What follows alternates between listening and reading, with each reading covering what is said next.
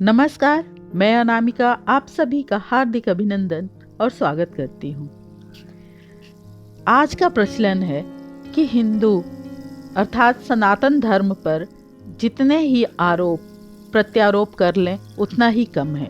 लोग इस धर्म में बुराइयां निकालना शुरू कर दिए हैं। तो आइए जानते हैं कि हिंदू अर्थात सनातन धर्म महान क्यों है, इसका क्या कारण है।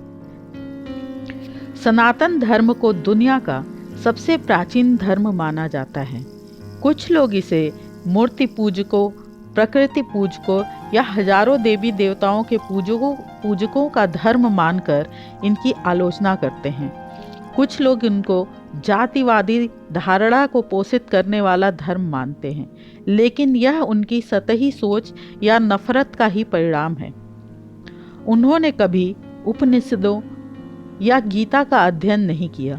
आलोचना का अधिकार उसे होना चाहिए जिसने सभी धर्मों का गहन रूप से अध्ययन किया हो।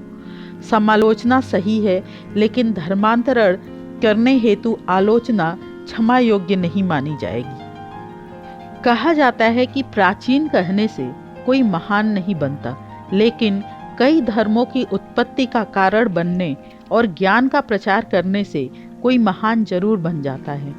प्राप्त शोधानुसार सिंधु और सरस्वती नदी के बीच जो सभ्यता बसी थी वह दुनिया की सबसे प्राचीन और समृद्ध सभ्यता थी।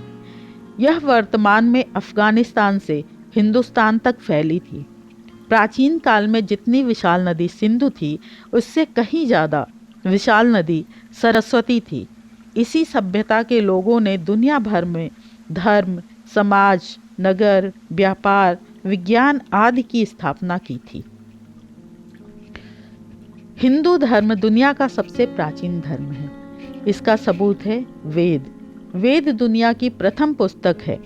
वेद मानव सभ्यता के लगभग सबसे पुराने लिखित दस्तावेज हैं। सर्वप्रथम ईश्वर ने 4 ऋषियों को इसका ज्ञान दिया: अग्नि, वायु, अंगिरा और आदित्य। ये ऋषि न तो ब्राह्मण थे और न दलित, न क्षत्रिय थे और न वैश्य। वेदों के आधार पर ही दुनिया के अन्य धर्म ग्रंथों की रचना हुई। जिन्होंने वेद पढ़े हैं वे ये बात भली भांति जानते हैं, और जिन्होंने नहीं पढ़े हैं उसके लिए नफरत ही उनका धर्म है। वेद वैदिक काल की वाचिक परंपरा के अनुपम कृति है, जो पीढ़ी दर पीढ़ी पिछले 7-8 हजार ईस्वी पूर्व से चली आ रही है। सनातन धर्म में मोक्ष और ध्यान का भी बहुत महत्व है। ध्यान और मोक्ष हिंदू धर्म की ही देन है। मोक्ष, मुक्ति या परम गति की धारणा या विश्वास का जनक वेद ही है। जैन धर्म में कैवल्य ज्ञान, बौद्ध धर्म में निर्वाण या बुद्धत्व का आधार वेदों का ज्ञान ही है। योग में इसे समाधि कहा गया है। इस्लाम में मगफिरत, ईसाई में सैल्वेशन कहा जाता है। लेकिन वेदों के इस ज्ञान को सभी ने अलग अलग तरीके से समझकर इसकी व्याख्या की है। मोक्ष प्राप्ति हेतु ध्यान को सबसे कारगर और माना जाता है। अमृत नादोपनिषद में मोक्ष का सरल मार्ग बताया गया है। हिंदू ऋषियों ने मोक्ष की धारणा और इसे प्राप्त करने का पूरा विज्ञान विकसित किया है। यह सनातन धर्म की महत्वपूर्ण देनों में से एक है। मोक्ष का मतलब सिर्फ यह नहीं कि जन्म और मृत्यु से छुटकारा पाकर परम आनंद को प्राप्त करना। ऐसे बहुत से भूत प्रेत या संत आत्माएं हैं जो जन्म और मृत्यु से दूर रहकर जी रहे हैं। मोक्ष एक बृहत्तर विषय है। मोक्ष का अर्थ है गति का रुक जाना, स्वयं प्रकाश हो जाना। वर्तमान में आत्मा नरक गति, तिर्यच गति, मनुष्य गति, देव गति नामक आदि गतियों में जीवन जीकर दुख पाती रहती हैं। जिन्होंने भी मोक्ष के महत्व को समझा वह सही मार्ग पर हैं। सनातन में देखा जाए तो जीवन जीने की कला भी सिखाती है। जिंदगी जीना एक महत्वपूर्ण विद्या है। अनाड़ी ड्राइवर के हाथ में यदि कीमती गाड़ी दे दी जाए तो उसकी दुर्गति ही होगी। बहुत से लोग जीवन को एक संघर्ष मानते हैं, जबकि हिंदू धर्म के अनुसार जीवन एक उत्सव है। संघर्ष तो स्वतः ही सामने आते रहते हैं, या तुम अपने जीवन को संघर्षपूर्ण बना लेते हो, लेकिन जीवन को उत्सवपूर्ण बनाना ही जीवन जीने की कला का हिस्सा है। गीत, भजन, नृत्य, संगीत और कला का धर्म में उल्लेख इसलिए मिलता है कि जीवन एक उत्सव है, जबकि कुछ धर्मों में नृत्य, संगीत और कला पर रोक है। ऐसा माना जाता है कि इससे समाज बिगड़ सकता है, और इस डर से लोगों ने उनका यह आनंद छीन लिया जो उनको परमात्मा ने या इस प्रकृति ने दिया है। हिंदू धर्म मानता है कि जीवन ही है प्रभु। जीवन की खोज करो, जीवन को सुंदर से सुंदर बनाओ। इसमें सत्यता, शुभता, सुंदरता, खुशियाँ, प्रेम, उत्सव, सकारात्मकता और ऐश्वर्यता को भर दो। लेकिन इन सभी के लिए जरूरी नियमों की भी जरूरत होती है, अन्यथा यही सब अनैतिकता में बदल जाते हैं। जीवन के 4 पुरुषार्थ हैं: धर्म, अर्थ, काम और मोक्ष। चारों पुरुषार्थों की चारों आश्रमों में जरूरत होती है। ब्रह्मचर्य आश्रम में रहते हुए ही चारों पुरुषार्थों का जो ज्ञान प्राप्त कर लेता है, वही सही मार्ग पर आ जाता है। जीवन का लक्ष्य मोक्ष होना चाहिए। मोक्ष को धर्म से साधा जा सकता है। धर्म के ज्ञान के बगैर सांसारिक जीवन अव्यवस्थित और अराजक होता है। अराजक जीवन ही संघर्ष को जन्म देता है। दूसरी ओर अर्थ बिना सब व्यर्थ है।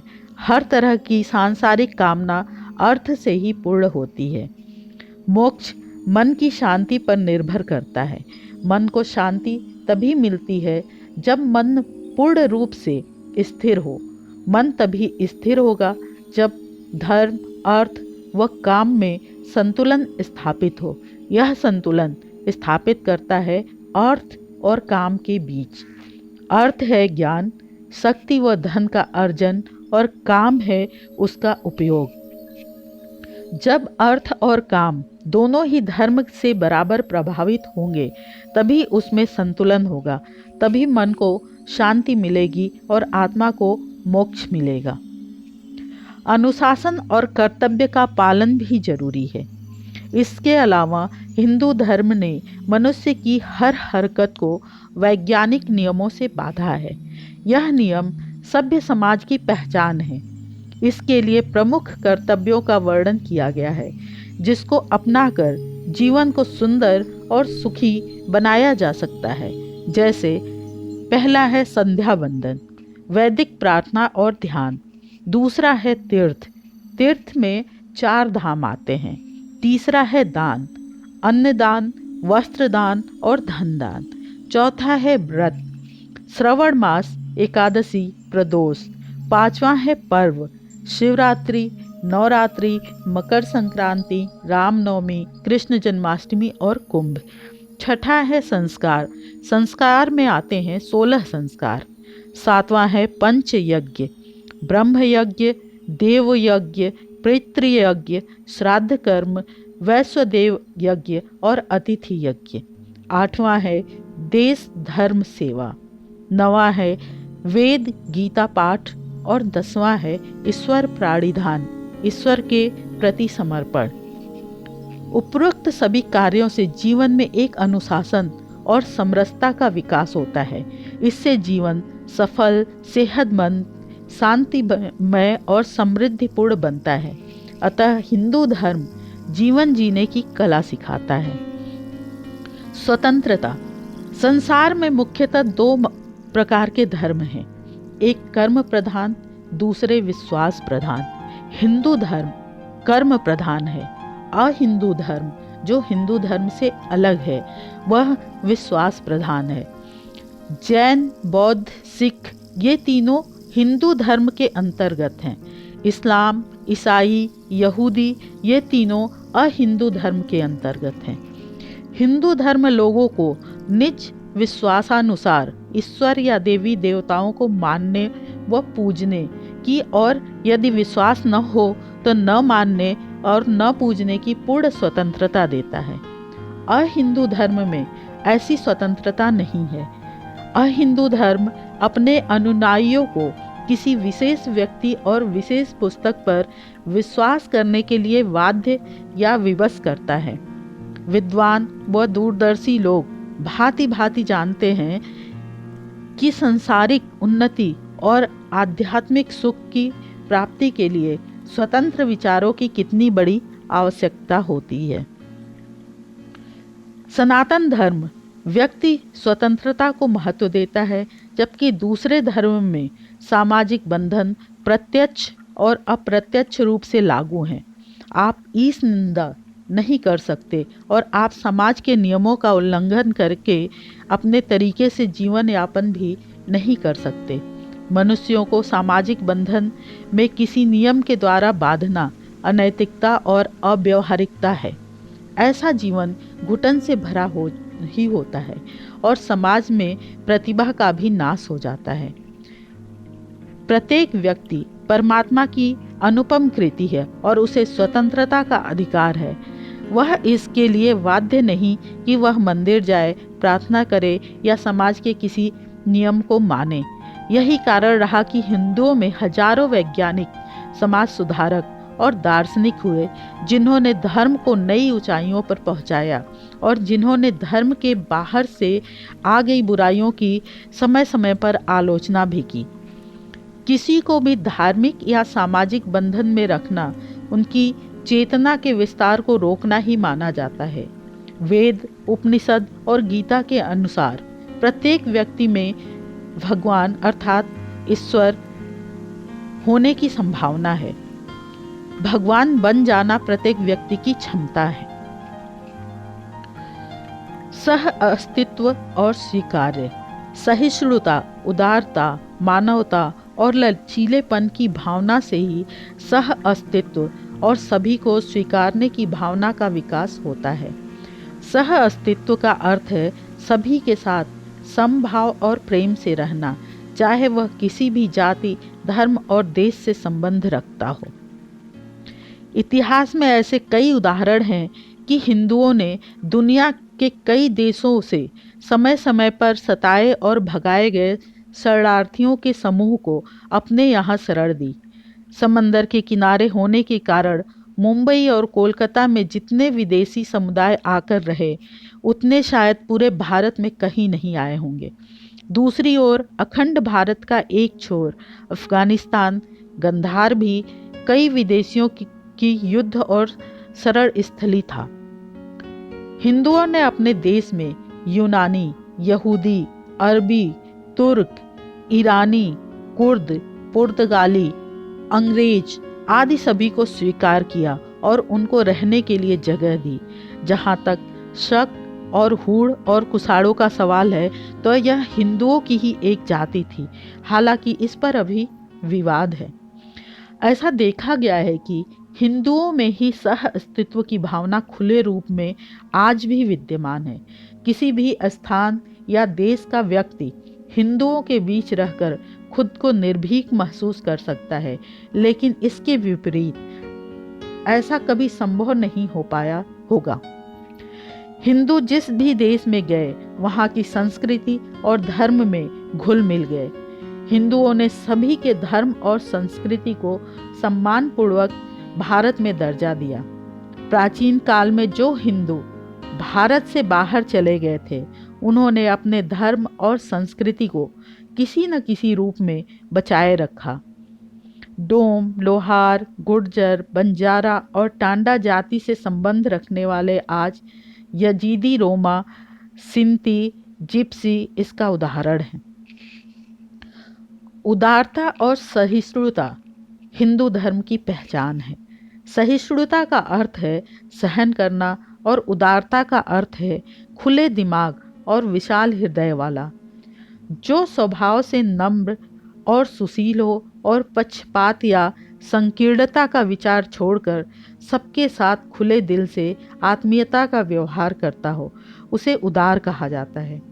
दूसरों के विचारों, तर्कों, भावनाओं और दुखों को समझना ही उदारता है। अनुदारता पशुवत होती है। अपनी रुचि, मान्यता, इच्छा, विचार, धर्म को दूसरों पर लादना, अपने ही गज से सबको नापना, अपने ही स्वार्थ को साधते रहना ही अनुदारता है। दुनिया के दूसरे धर्म में यह प्रवृत्ति स्पष्ट रूप से दिखाई देती है। सहिष्णुता और उदारता हिंदू धर्म के खून में है, तभी तो पिछले सैकड़ों वर्षों से उनका खून बहाया जाता रहा है। तभी तो हिंदुओं का धर्मांतरण किया जाता रहा है। हिंदू धर्म में उदारता और सहिष्णुता का कारण यह है कि इस धर्म में परहित को पुण्य माना गया है। न्याय और मानवता को धर्म से भी ऊंचा माना गया है। न्याय और मानवता की रक्षा के लिए सब कुछ दांव पर लगा देने के लिए हिंदुओं को प्रेरित किया जाता रहा है। यही कारण है कि इस धर्म में प्राचीन काल से ही सभी कट्टरता नहीं रही और इस उदारता, सह अस्तित्व और सहिष्णुता की भावना के चलते ही हिंदुओं ने कभी भी किसी भी दूसरे धर्म या देश पर किसी भी प्रकार का कोई आक्रमण नहीं किया। इसका परिणाम यह रहा कि आक्रांताओं ने समय समय पर गुलाम बनाकर हिंदुओं को धर्म, जाति और पंथों में बांट दिया। उनका कत्लेआम किया गया और उन्हें उनकी ही भूमि से बेदखल कर दिया गया। विभिन्नता में एकता सनातन की पहचान है। दुनिया में ऐसे कई देश थे जो बहुभाषी और बहुधर्मी थे। वह गृह युद्ध की आग में जलकर भस्म हो गए। आज भी ऐसे कई देश हैं जहां समय समय पर गृह युद्ध, लड़ाइयाँ और आतंक का खेल चलता रहता है, जो आज भी जारी है। लेकिन भारत एकमात्र ऐसा देश है जहां उसकी भिन्नता ही उसकी एकता का कारण बनी हुई है। हालांकि इस एकता को समय समय पर कुछ लोगों के समूहों द्वारा खंडित किए जाने का प्रयास किया गया, लेकिन वे कभी सफल नहीं हो सके। भारत के प्रत्येक समाज या प्रांत के अलग अलग त्योहार, उत्सव, पर्व, परंपरा और रीति रिवाज हो चले हैं, लेकिन गहराई से देखने पर इन सभी त्योहार, पर्व, उत्सव या परंपरा में समानता है, अर्थात एक ही पर्व को मनाने के भिन्न भिन्न तरीके हैं। भारत की कई भाषाओं को बोलने के कई अंदाज होते हैं, लेकिन सभी का मूल संस्कृत और तमिल ही है। उसी तरह भारत के सभी समाज एवं जातियों का मूल भी एक ही है, उनके वंशज एक ही हैं। भिन्नता में एकता का कारण हिंदू धर्म की सहिष्णुता और उदारता के कारण ही है।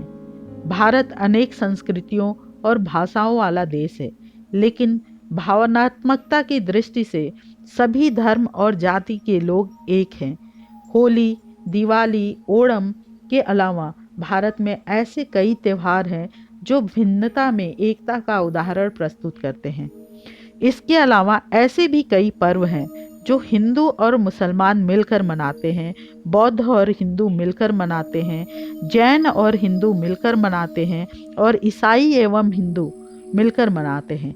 सभी के पूर्वज एक ही हैं, किसी को भी अपने पूर्वजों को नहीं भूलना चाहिए। सनातन का सबसे मुख्य आधार है वैज्ञानिकता। बहुत से लोग अपने धर्म को महान घोषित करने के लिए हिंदू धर्म पर रूढ़िवादिता और अवैज्ञानिकता का आरोप लगाते हैं, लेकिन सत्य तो सत्य ही होता है, जो दूर से भी नजर आ जाता है।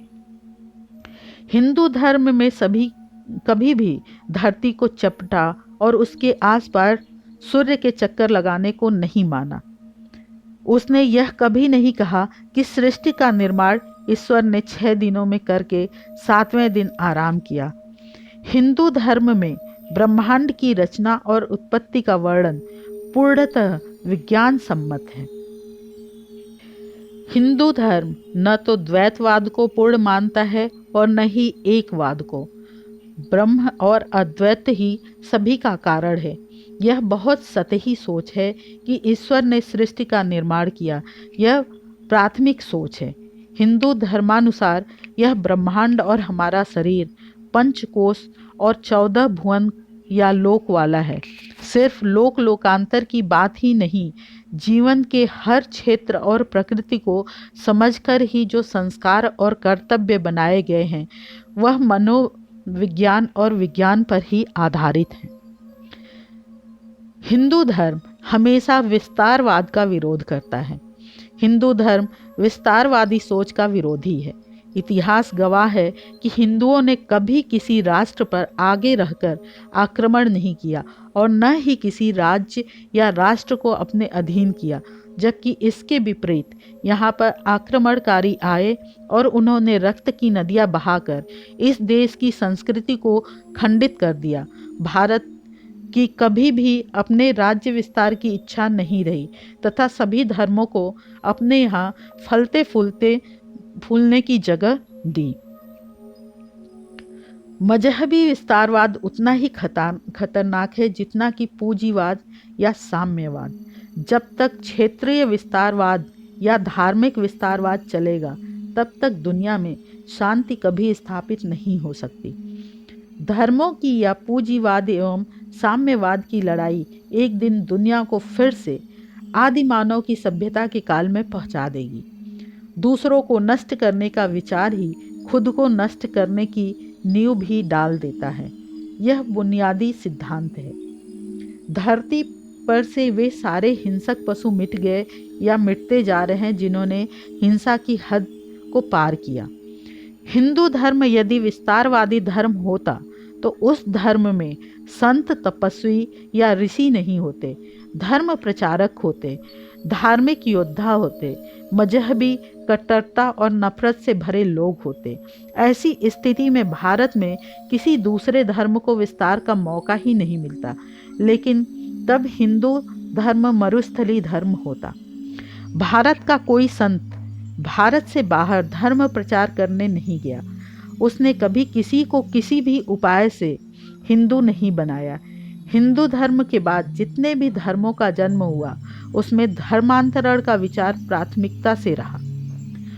उदार, सहिष्णु और सर्वपंथ समादर भाव पर आस्था रखने वाला हिंदू समाज विस्तारवादी विचारधाराओं के साथ सह अस्तित्व की भावनाओं के साथ कब तक रह पाएगा यह देखना होगा। मजहबी कट्टरता के चलते कालांतर में पश्चिमी धर्म द्वारा धर्म प्रचार, लालच, फसाद और आतंक के माध्यम से धर्म का विस्तार किया जाता रहा है। इसका परिणाम सबसे ज़्यादा हिंदू, जैन और यहूदियों को भुगतना पड़ा। सनातन धर्म हमेशा प्रकृति से निकटता बनाकर रहता है।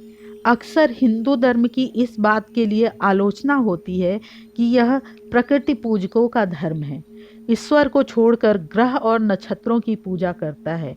यह तो जाहिलपना है। दरअसल हिंदू मानते हैं कि कंकर कंकर में शंकर है, अर्थात प्रत्येक कण में ईश्वर है। इसका यह मतलब नहीं कि प्रत्येक कण को पूजा जाए। इसका यह मतलब है कि प्रत्येक कण में जीवन है। वृक्ष भी सांस लेते हैं और लताएं भी। दरअसल जो दिखाई दे रहा है पहला सत्य तो वही है। प्रत्येक व्यक्ति करोड़ों मील दूर दिखाई दे रहे उस टिमटिमाते तारे से जुड़ा हुआ है, इसलिए क्योंकि उसे दिखाई दे रहा है। दिखाई देने का अर्थ है उसका प्रकाश आपकी आंखों तक पहुंच रहा है। हमारे वैदिक ऋषियों ने कुदरत के रहस्य को अच्छे से समझा है। वे कहते हैं कि प्रकृति ईश्वर की अनुपम कृति है। प्रकृति से मांगो तो निश्चय ही मिलता है। दुनिया के 3 धर्म मरुस्थल में जन्मे हैं, जबकि हिंदू धर्म हिमालय से निकलने वाली नदियों के किनारे हरे भरे जंगलों में पनपा है। स्वाभाविक रूप से ही धर्मों पर यहाँ की भौगोलिक स्थिति का असर होगा ही। धर्म, संस्कृति, पहनावे और रीति रिवाज पर स्थान विशेष का भौगोलिक असर जरूर पड़ता है, लेकिन वैदिक ऋषियों की सोच इससे आगे की थी। जिन्होंने वेद, उपनिषद और गीता का अच्छे से अध्ययन किया है वे जानते हैं कि प्रकृति क्या है। हालांकि हिंदू धर्म में प्रकृति और समाधि पूजा का निषेध है। कोई गृहिणी चाँद को देखकर अपना व्रत तोड़ती है तो इसका यह मतलब नहीं कि वह चाँद की पूजा करती है, लेकिन सूर्य और चंद्र के आपके जीवन पर हो रहे असर को भी नकारा नहीं जा सकता। इसलिए प्रकृति से प्रेमपूर्ण संबंध स्थापित करने के लिए कुछ नियम बनाए गए हैं। कोई भी व्यक्ति प्रकृति से अलग या विरुद्ध रहकर अपना जीवन यापन नहीं कर सकता। प्रकृति एक शक्ति है जिसके प्रति प्रेमपूर्ण भावना से भरकर हम एक श्रेष्ठ जीवन को विकसित कर सकते हैं।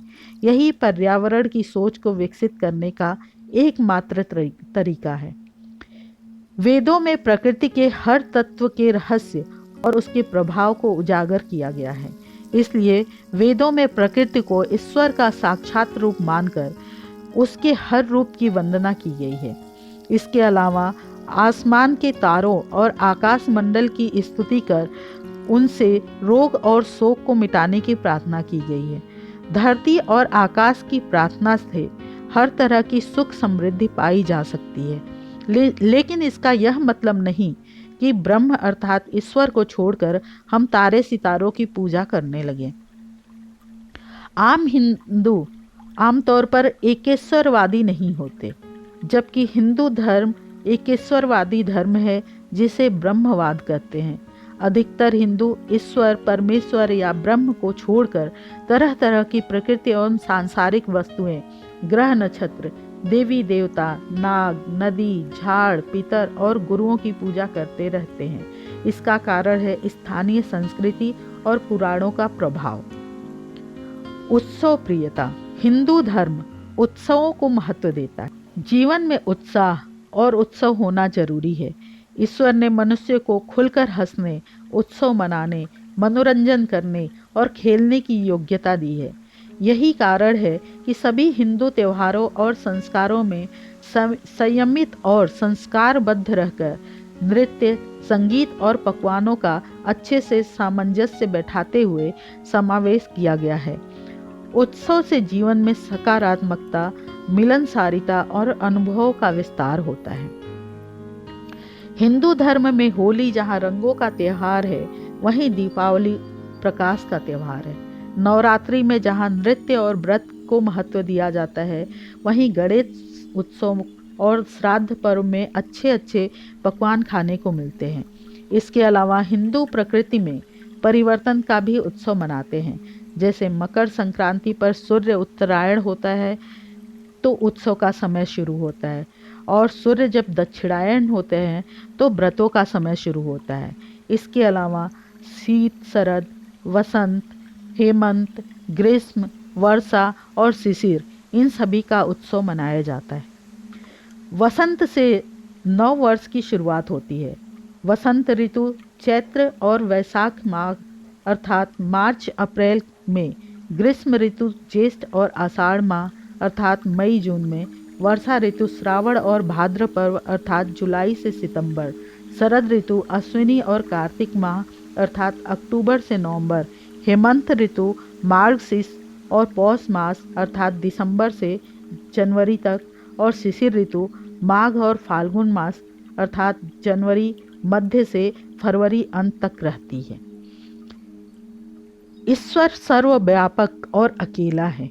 हिंदू धर्म के अनुसार ईश्वर अकेला होते हुए भी सर्वव्यापक है। सभी को ईश्वरमय और ईश्वरीय समझना ही सत्य, धर्म और न्याय और मानवता की सोच को बढ़ावा देता है। हिंदू मानते हैं कि जीव हत्या को ब्रह्म हत्या माना गया है।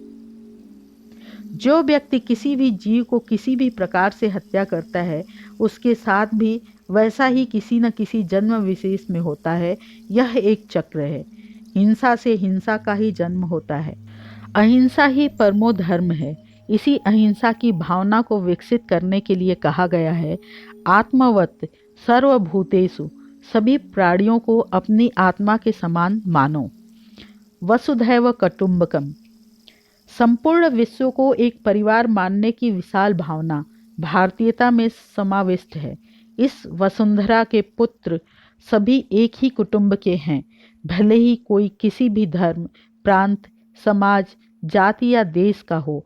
सभी एक ही कुल और कुटुंब के हैं। ऐसी भावना रखने से ही मनुष्य मनुष्य से प्रेम करेगा। अयम निजः परो वेति गणना लघु चेत साम उदार चरिता नाम तो वसुधैव कुटुंबकम। अर्थात यह मेरा है, यह पराया है, ऐसा विचार तुच्छ या निम्न कोटि के व्यक्ति करते हैं।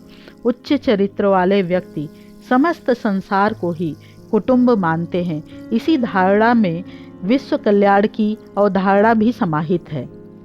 सर्वे भवन्तु सुखिनः, सर्वे सन्तु निरामयाः, सर्वे भद्राणि पश्यन्तु मा कश्चित् दुर्भाग् भवेत्। परोपकार शब्द पर प्लस उपकार इन दो शब्दों के मेल से बना है, जिसका अर्थ है निस्वार्थ भाव से दूसरों की सहायता करना। अपनी शरण में आए सभी मित्र, शत्रु, कीट पतंगे, देसी परदेसी, बालक वृद्ध आदि सभी के दुखों का निवारण करना ही परोपकार कहलाता है। ईश्वर ने सभी प्राणियों में सबसे योग्य जीव मनुष्य को बनाया है। यदि किसी मनुष्य में यह गुण नहीं है तो उसमें और पशु में कोई फर्क नहीं है। पुराणों में परोपकार के अनेक उदाहरण हैं। राजा रंतिदेव को 40 दिन तक भूखे रहने के बाद जब भोजन मिला तो वह भोजन उन्होंने शरण में आए भूखे अतिथि को दे दिया। दधीचि ने देवताओं की रक्षा के लिए अपनी अस्थियां दे दी। शिव भगवान ने विष का पान कर लिया। कर्ण ने कवच और कुंडल दान दे दिए। राजा शिवी ने शरण में आए कबूतर के लिए अपना मांस दे डाला। इस प्रकार अनेक आदि उदाहरण हमारे सामने मिलते हैं। परोपकार के अनेक रूप हैं, जिसके द्वारा व्यक्ति दूसरों की सहायता करके आत्मिक सुख प्राप्त कर ईश्वर का प्रिय बन सकता है। जैसे प्यासे को पानी पिलाना, बीमार या घायल को अस्पताल पहुंचाना, वृद्धों की सेवा करना, अंधों को सड़क पार कराना, भूखे को भोजन देना, वस्त्रहीन को वस्त्र देना, गौशाला बनवाना, प्याऊ लगवाना, वृक्ष लगाना इत्यादि अनेक कार्य हैं जिसे करके हम परोपकार कर सकते हैं। हिंदू धर्म में पुनर्जन्म और कर्मों का भी सिद्धांत है।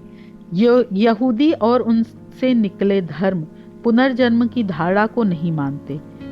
मरने के बाद सभी कयामत के दिन जगाए जाएंगे, अर्थात तब उनके अच्छे और बुरे कर्मों पर न्याय होगा।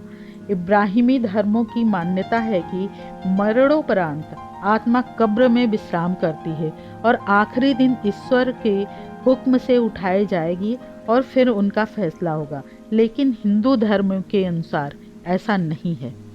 हिंदू धर्म पुनर्जन्म में विश्वास रखता है। इसका अर्थ है कि आत्मा जन्म एवं मृत्यु के निरंतर पुनरावर्तन की शिक्षात्मक प्रक्रिया से गुजरती हुई अपने पुराने शरीर को छोड़कर नया शरीर धारण करती है। जन्म और मृत्यु का यह चक्र तब तक चलता रहता है जब तक कि आत्मा मोक्ष प्राप्ति नहीं कर लेती। मोक्ष प्राप्ति का रास्ता कठिन है। यह मौत से पहले मरकर देखने की प्रक्रिया है। वेद और उपनिषद कहते हैं कि शरीर छोड़ने के बाद भी तुम्हारे वे सारे कर्मों के क्रम जारी रहेंगे जो तुम यहाँ करते रहे हो, और जब अगला शरीर मिलेगा तो यदि तुमने दुख, चिंता और क्रोध और उत्तेजना को संचित किया है तो अगले जन्म में भी तुम्हें वही मिलेगा, क्योंकि यह आदत तुम्हारा स्वभाव बन गई है।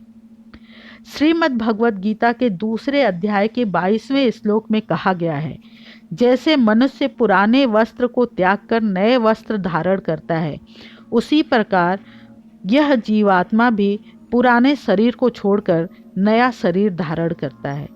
चौथे अध्याय के 5वें श्लोक में कहा गया है, हे अर्जुन, मेरे और तुम्हारे अनेक जन्म बीत गए हैं, बस फर्क यह है कि मैं उन सबको जानता हूँ, परंतु हे परंतप तुम उसे नहीं जानते। जन्म चक्र पुराणों के अनुसार व्यक्ति की आत्मा प्रारंभ में अधोगति होकर पेड़ पौधे, कीट पतंगे, पशु पक्षी योनियों में विचरण कर ऊपर उठती जाती है और अंत में वह मनुष्य वर्ग में प्रवेश करती है। मनुष्य अपने प्रयासों से देव या दैत्य वर्ग में स्थान प्राप्त कर सकता है। वहाँ से पतन होने के बाद वह फिर से मनुष्य वर्ग में से गिर जाता है। यह क्रम चलता रहता है। प्रारब्ध यही कारण है कि व्यक्ति को उसके कर्मों के अनुसार जीवन मिलता है और वह अपने कर्मों का फल भोगता रहता है। यही कर्म फल का सिद्धांत है। प्रारब्ध का अर्थ ही है कि पूर्व जन्म अथवा पूर्व काल के किए हुए अच्छे और बुरे कर्म जिसका वर्तमान में फल भोगा जा रहा हो। विशेषतया इसके दो मुख्य भेद हैं कि संचित प्रारब्ध जो पूर्व जन्म के कर्मों के फल स्वरूप होता है और क्रियमान प्रारब्ध जो इस जन्म में किए हुए कर्मों के फल स्वरूप होता है। इसके अलावा अनिच्छा प्रारब्ध, प्रेक्षा प्रारब्ध और स्वेच्छा प्रारब्ध नाम के 3 गौड़ भेद भी हैं। प्रारब्ध कर्मों के परिणाम को ही कुछ लोग भाग्य और किस्मत का नाम दे देते हैं। पूर्व जन्म और कर्मों के सिद्धांत को समझना भी बहुत जरूरी है। इसी प्रकार यह भी जानते हैं, हिंदू धर्म से निकले हैं सभी धर्म। इसके 1000 उदाहरण प्रस्तुत किए जा सकते हैं। यदि हम हिंदू परंपरा, इतिहास और सिद्धांतों का गहराई से अध्ययन करें तो ये भाषा के कारण सभी धर्मों में थोड़े बहुत भिन्न रूप में मिल ही जाएंगे। एकेश्वरवाद, प्रकृति का सम्मान, प्रायश्चित करना, दीक्षा देना, मुंडन संस्कार, पूजा प्रार्थना का स्थल निर्माण करना, परिक्रमा करना, प्रार्थना के दौरान बिना सिले सफ़ेद वस्त्र पहनना, संध्या वंदन, शौच और शुद्धि, जप माला फेरना, व्रत रखना, दान पुण्य करना, पाठ करना, तीर्थ करना, श्राद्ध पक्ष, सेवा भाव, पुनर्जन्म, मोक्ष, 16 संस्कार, पुरुषार्थ, कर्म प्रधानता, प्रारब्ध, संत सम्मान, घंटी बजाकर प्रार्थना के लिए बुलाना, धूप दीप या गूगल जलाकर कुल देवता की पूजा, वंश परंपरा मानना, त्रिदेव और त्रिदेवी का सिद्धांत आदि ऐसे सैकड़ों कार्य हैं जो हिंदू करता है और हिंदुओं से यह सीखकर ही दूसरे धर्मों के लोगों ने खुद के धर्म में ये पवित्र कार्य शामिल कर एक नए धर्म का आधार खड़ा किया है। इस प्रकार हमने देखा कि सनातन हिंदू धर्म महान क्यों है। इसके महानता के बहुत सारे उदाहरण आपके सामने मैंने प्रस्तुत किया। इसी के साथ मैं अपनी वाणी को विराम देती हूँ। जय सनातन, जय भारत।